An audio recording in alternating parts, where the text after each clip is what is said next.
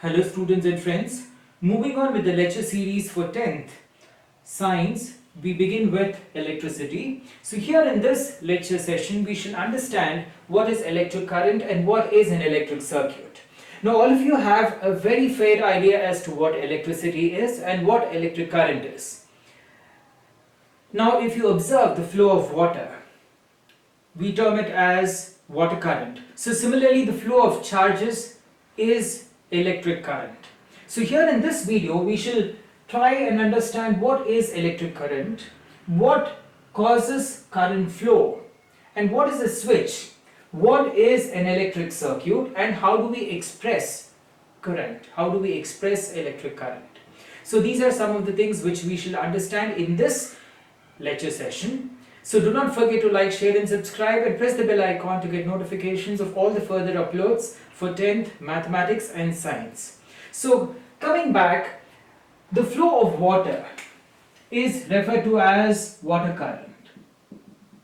So similarly, the flow of charges through a conductor is referred to as electric current. Right? So now when we try and understand the flow of electric current, so for current to flow, I need a path. So for current to flow, I need a path, and that path is provided by a conductor. Because conductors do conduct heat and electricity. Right? That is why they are called as conductors, and metals are usually good conductors of heat and electricity. So a conductor may be a copper wire through which the charges flow. And for the charges to flow, I need a battery, or I need an electric cell, and we have a switch, and then there is a load, and this constitutes an electric circuit. Now what is an electric circuit? An electric circuit is nothing but a continuous and a closed path for electric current to flow. Now if I want current to flow, there must be a continuous path and there must be a closed path. If there is a break in between, then electric current will not flow. So therefore, an electric circuit is a continuous and a closed path for electric current to flow. And the electric circuit will have a battery or an electric cell. For the charges, for the electric charges to flow, definitely you need a wire or a conductor, and there is a load. Now what is the load? The load can be a bulb, it can be any electric device, it can be a fan or a motor, and then you have a switch. Now when the switch, so we have a switch here, so if you want the device, if you want to turn on the device, what happens? You close the switch, right? So when you close the switch, there is a connection for the electric current to flow. When I open the switch, that means the path is broken. There is no continuous path for the charges to flow. So therefore there is no flow of current. There is no flow of current I through this circuit, and therefore the bulb will not glow. Or if there is a motor, the motor will not run. Or if there is a fan, the fan will not run. So this is an electric circuit, right? So therefore the flow of charges is nothing but electric current. So electric current is expressed by the amount of charges. So if I talk about electric current, so electric current is expressed by the amount of charges which flow through a particular area in a given unit of time. Now very similar to, suppose you have a road here, and if there are more number of cars moving on this road, right? So if I consider a portion of the road, and if I count the number of cars which are passing, say for 1 hour or 60 minutes, if 2000 cars or vehicles pass through this stretch of road in 60 minutes, then of course the traffic is more. If there are less number of cars, say 500 cars moving along the road, then we say that the traffic is less. So in similar lines, how do I express electric current? So the electric current is expressed by the amount of charges. So here instead of cars, we have charges, by the amount of charges which flow through a particular area in a given unit of time. Particular area in the sense it has to be a conductor or a wire. So that is how we express electric current. So electric current is the flow of electric charges. And what about the direction? The electric current always flows from the positive to the negative. So this is by convention. By convention in the sense, when the phenomenon of electricity was identified and discovered, they did not know that the current actually flows because of electrons, and the electrons are negatively charged. So therefore, they consider the flow of current from positive to negative. But actually what happens in a conductor, electricity is caused because of the flow of electrons, and electrons are negative. So therefore, they move from the negative to positive. But the direction of conventional current is always from positive to negative. So therefore you have the current which is moving from the positive terminal to the negative terminal, which indicates the conventional flow of current, which is opposite to the flow of electrons, which takes place from the negative to the positive here. So if Q happens to be the total number of charges flowing through a given cross section of the conductor in the given time t, then the current I flowing through that cross section is given by Q by T. Right?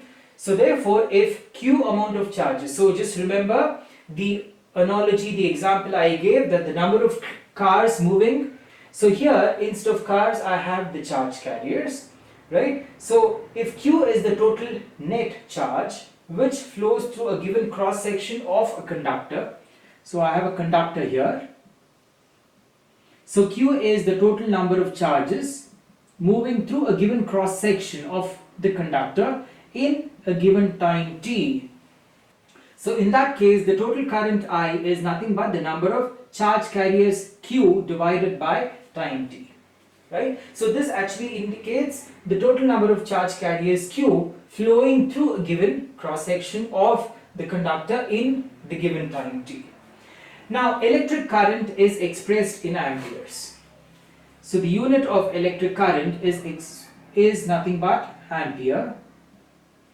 So we say that 1 ampere of current is flowing if you have 1 coulomb of charge flowing in the given cross-sectional area of the conductor in 1 second. So if you have 1 coulomb of charge flowing per second, then the current is 1 ampere. So 1 ampere is nothing but the flow of 1 coulomb of charge per second. Now how do I measure the electric current? So how do I know how much of current is flowing in the given circuit? So if I want to know the current flowing in the given circuit, I need to connect the device which measures current in series or along the electric circuit.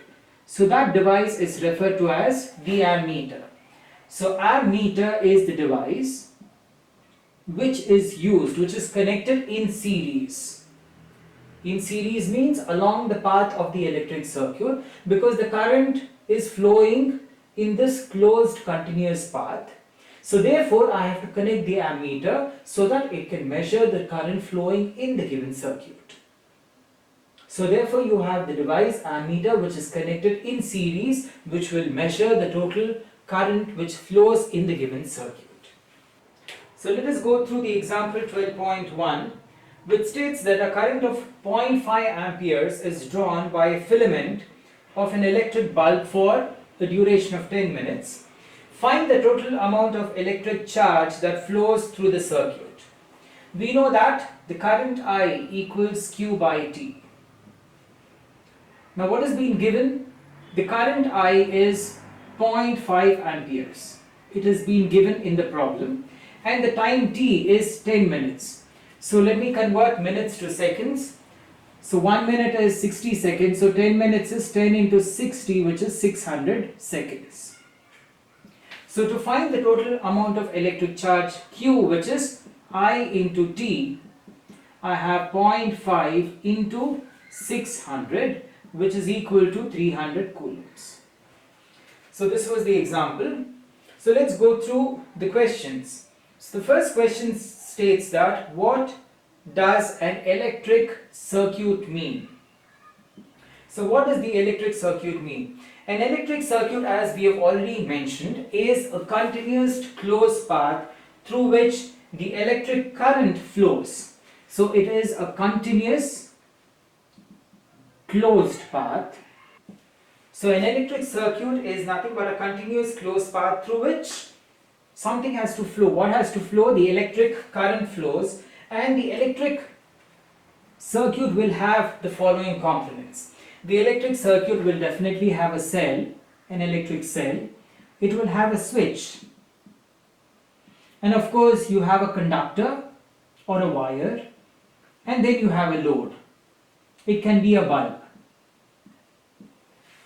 So an electric circuit is a continuous closed path for the electric current to flow, and the electric circuit will have the following components, which is nothing but a cell or a battery or an electric cell, a switch to switch on and off, a conductor, that is a wire, and then the load, which happens to be the bulb. Second question, define unit of current. So what is unit of current? The unit of current is ampere. And how do we define? An ampere is nothing but the flow of 1 coulomb of charge per second. So 1 ampere is nothing but the flow of 1 coulomb of charge per second. Right? So that is how we define. So 1 ampere is nothing but the flow of 1 coulomb of charge per second. 3. We need to calculate the number of electrons. Calculate number of electrons which constitutes 1 coulomb of charge. So we know that 1 electron is nothing but 1.6 into 10 power minus 19 coulomb. So this is 1 electron. So 1 electron charge is 1.6 into 10 power minus 19. So for 1 coulomb, how many electrons would constitute 1 coulomb of charge? So that is the question. How many electrons would constitute 1 coulomb of charge? So therefore, in order to find that, so definitely 1 coulomb of charge, let me call that as Q, equals the total number of electrons into charge of 1 electron. So what is charge of 1 electron? It is 1.6 into 10 power minus 19. So therefore, let me solve it here. So I have 1 coulomb is nothing but N, which we don't know, into Q is nothing but 1.6 into 10 power minus 19 coulombs, right? So this is the charge per electron. So how many electrons do I have? It is 1 divided by 1.6 into 10 power minus 19.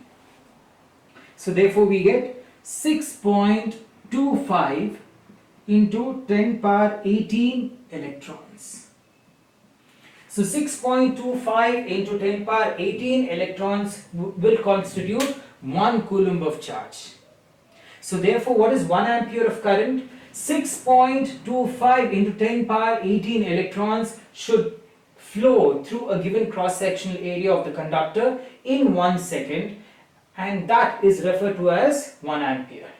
So when 6.25 into 10 power 18 number of electrons flow through the given cross section of the conductor in 1 second, then we say that the current is 1 ampere.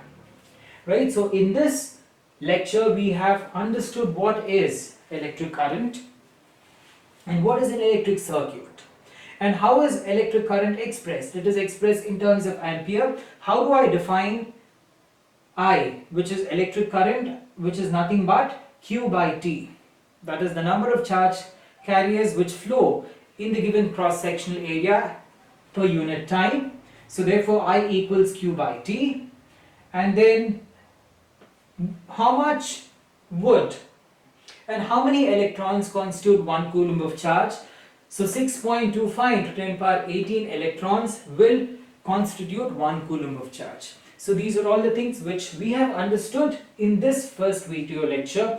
In the first video we have understood all these things, and in the next video we will understand what is electric potential, what is potential difference, what is voltage, how do I measure voltage. So these are all the things which we will understand in the next video. So do not forget to like, share and subscribe, and press the bell icon to get notifications of all the further uploads, and thanks for watching.